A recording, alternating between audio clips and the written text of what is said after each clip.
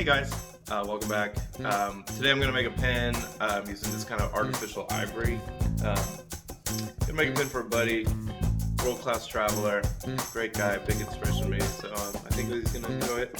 And I'm curious to use this material, so it's obviously not real ivory. So we'll see. Let's go.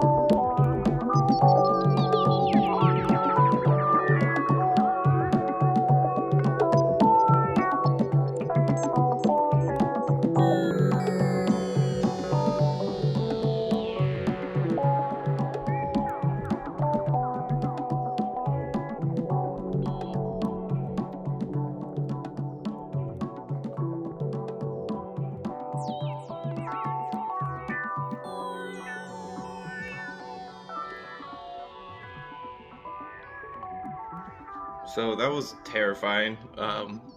You know, it's like an epoxy kind of a plastic material. I don't care for it. I do kind of like how it chipped. I think that kind of makes it look maybe even more like ivory. I do want to figure out if there's like a staining technique to give them a stain, some dark stains on there. But turned out okay. All right, take care. Thanks for watching, by the way.